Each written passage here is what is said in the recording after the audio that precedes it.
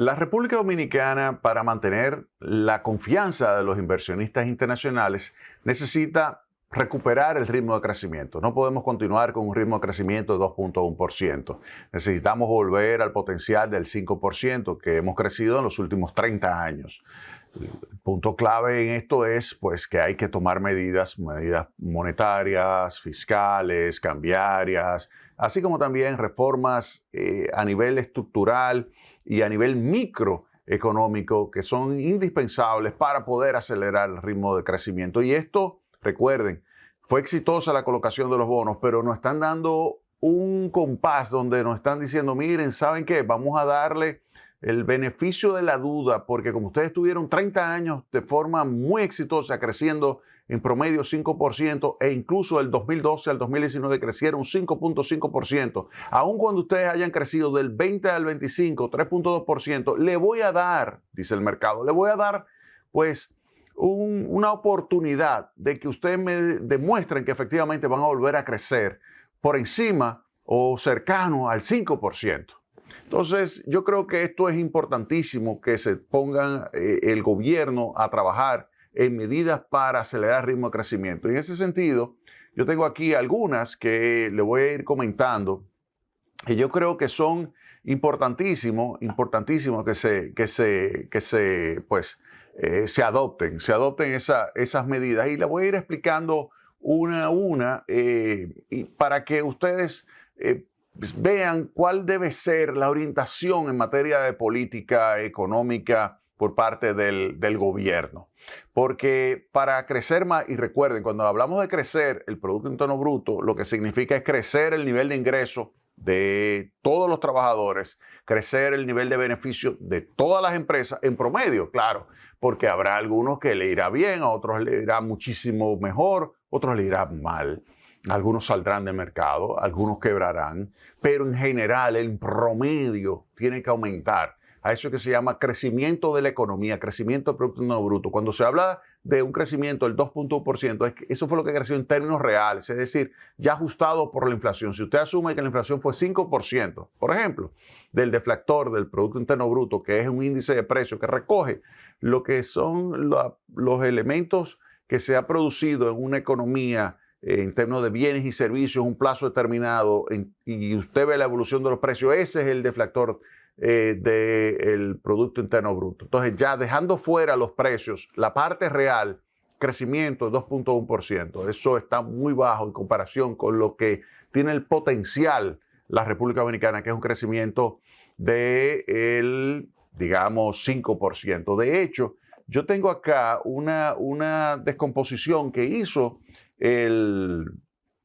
Fondo Monetario Internacional, el crecimiento de la República Dominicana y también de otros países, pero aquí de República Dominicana, miren aquí, del 2000 al 2019, crecimiento promedio 5%, que se descompone en lo que es la remuneración del factor trabajo, 1.3 puntos porcentuales, la remuneración del capital, 2.8%, o 2.8 puntos porcentuales, es decir, del 5. Si usted quiere saber la participación, usted lo que tiene que tomar ese 2.8 y lo divide entre 5 y eso le va a dar a usted lo que sería la participación. Vuelvo y le digo, 2.8 entre 5 y eso le da el 56% del crecimiento de la economía del 2000 al 2019, lo explica el sector, digamos, de acumulación de capital. Eso es la inversión, la remuneración que se obtiene cuando usted invierte en una empresa, cuando genera excedente bruto de explotación, cuando genera beneficio. Eso es 56% del crecimiento de la economía, lo explica ese retorno del capital. Ahora, el de la mano de obra representa 1.3 puntos porcentuales. Si usted quiere saber la participación, usted toma 1.3, lo divide entre 5 y le va a dar un 26%. Ahora bien, fíjense que 1.3 y 2.8 nos suma 5. La diferencia es la evolución de la productividad. Y esa evolución de la productividad, en este caso, 0.9 puntos porcentuales, es decir, casi un punto. Si excluimos el 2003, que fue el periodo de crisis, y tomamos 2005-2019, la productividad es 1.3%. Ahora, ¿qué ha sucedido en los últimos años? Que hemos tenido variaciones de la productividad negativas, es decir, que en vez de subir, como en este caso, 1 o 1.3 si sacamos el periodo de la crisis bancaria del 2003-2004. Si lo sacamos esto y calculamos y vemos que es 1.3 y vemos ahora lo que está sucediendo en los últimos años, el crecimiento, la parte de empleo va bien, la parte de capital va bien, pero la productividad negativa. Y en el último año, 2025, ustedes verán, cuando se publiquen los datos del 2025, va a ser peor todavía la variación de la productividad. Y eso hay que revertirlo.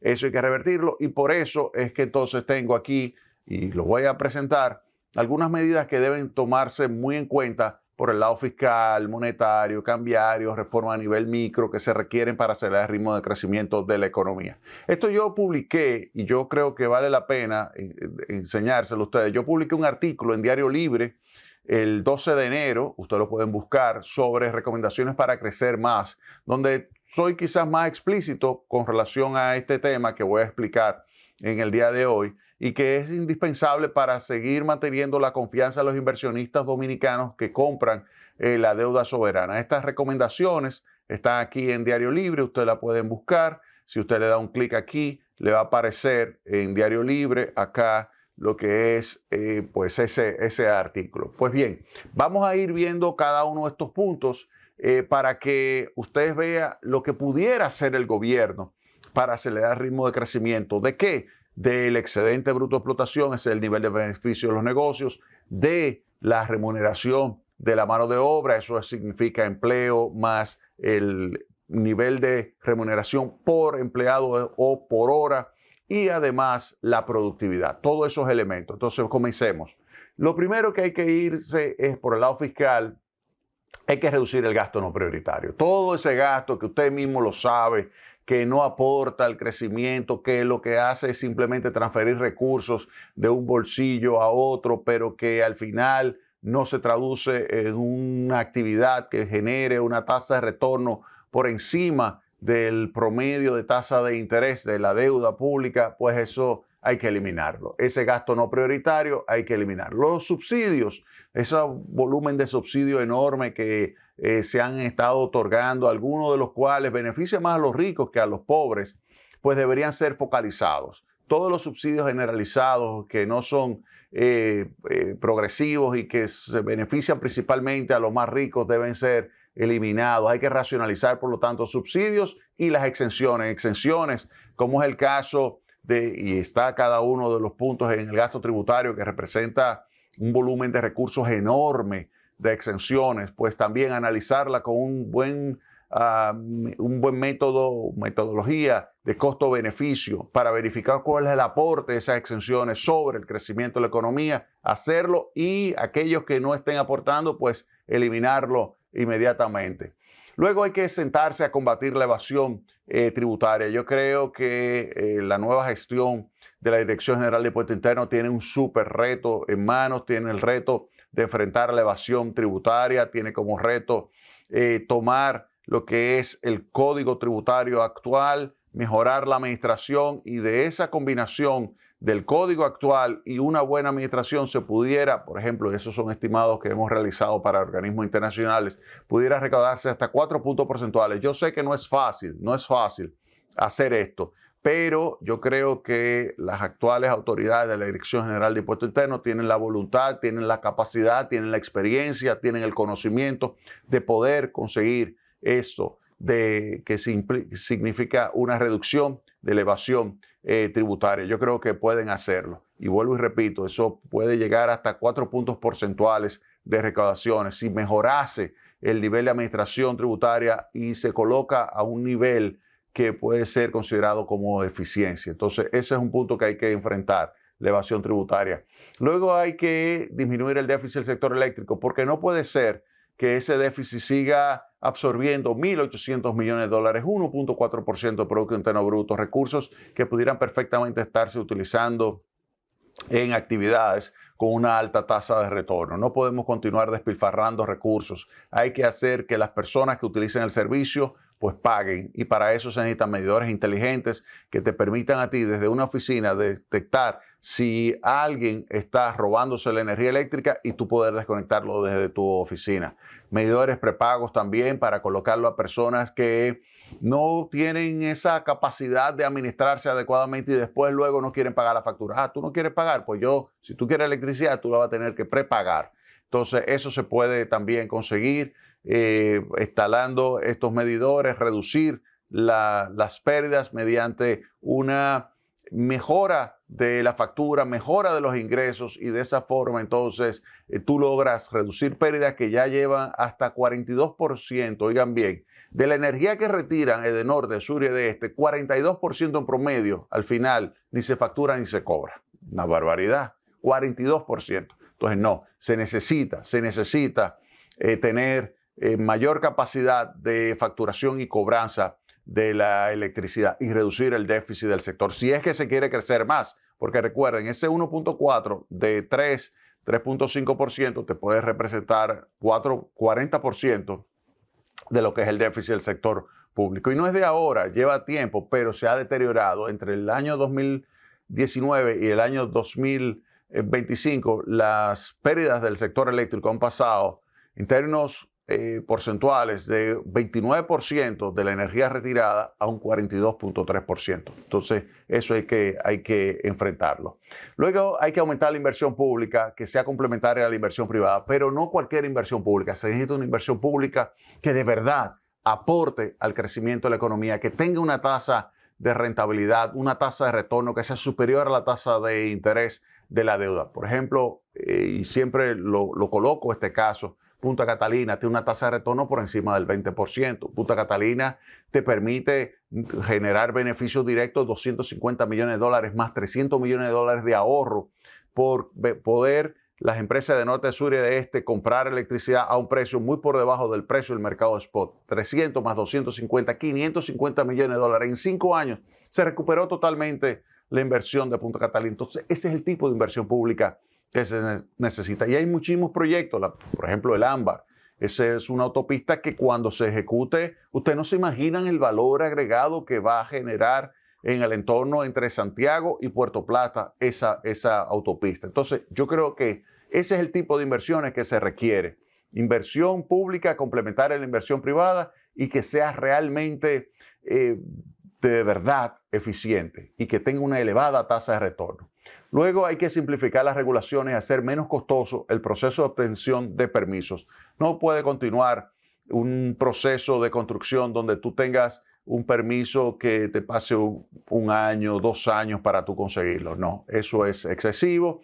La economía dominicana necesita ser más flexible, con costo de transacción menor y principalmente en este sector que es el más importante de la economía dominicana, el sector construcción, el que más aporta al crecimiento. Recuerden, cuando trabaja el albañil, trabaja todo el país. En consecuencia, se necesita obligatoriamente pues, modernizar el proceso de obtención de los permisos. Recientemente, el ingeniero Manuel Estrella expuso algunas ideas muy interesantes con relación a cómo flexibilizar y cómo agilizar los servicios. Habló de una certificación donde aquellas empresas constructoras sofisticada, de alta eficiencia, pues pasen un nivel de logro de lo que sería su nivel de capacidad de poder construir y hacerlo de tal manera que se pueda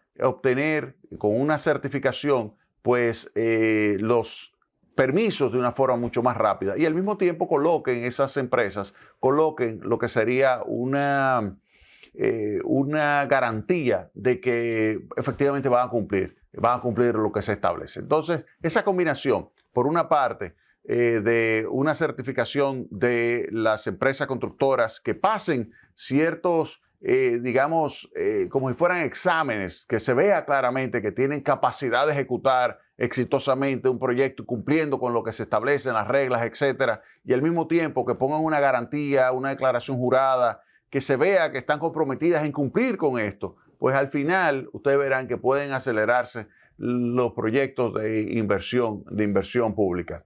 También es indispensable mejorar la regulación bancaria para facilitar la transformación del ahorro en la inversión privada. No es posible que aquí sea más fácil obtener un financiamiento para un vehículo que para comprar una maquinaria.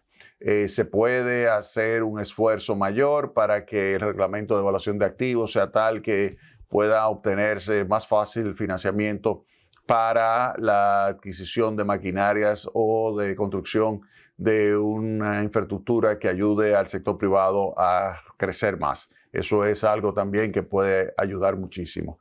Hay que retomar el esquema, por el lado de política monetaria, el esquema de metas de inflación con reglas claras que nos ayude a reducir la volatilidad del tipo de cambio. Y a nivel micro, yo creo que es importantísimo sentarse a tomar medidas que ayuden a que sea más flexible el mercado laboral. Yo creo que se puede hacer una reforma laboral que permita los movimientos de una actividad a otra, de una empresa a otra, del personal, y que puedan sacar de su capital humano que tiene su nivel de educación, por ejemplo, sacar un mayor retorno, obtener un mayor nivel de salario. Yo creo que eso puede ser importantísimo cuando tú facilitas el traslado de un empleo a otro con fines de aumentar la productividad. Eso ayuda muchísimo a lo que es el crecimiento de la economía. Y por último, hay que mejorar la educación. República Dominicana no puede estar entre los 3 últimos lugares en la prueba PISA, no. Si República Dominicana y Singapur tenían unos niveles de ingresos per cápita parecidos en 1960 y ahora Singapur nos lleva 6, 7 veces el nivel de ingresos, yo creo que llegó el momento de que aceptemos el reto y hagamos lo que hay que hacer y organicemos lo que hay que organizar en el Ministerio de Educación, en el sector educación en general en la República Dominicana, para que a nivel primaria y también a nivel secundaria, pues podamos tener, secundaria y universitaria, podamos tener mejor calidad educativa, mejor capital humano, y de esa forma entonces podamos tener un mayor ritmo de crecimiento de la economía. Podemos hacerlo, podemos volver a crecer por encima del 5%, pero hay que hacer todo esto que le he estado planteando. Que si es fácil, no necesariamente, pero imposible, claro que no. Todo es posible y podemos lograrlo. Vámonos a la pausa y retornamos en breve con más Tecnopol.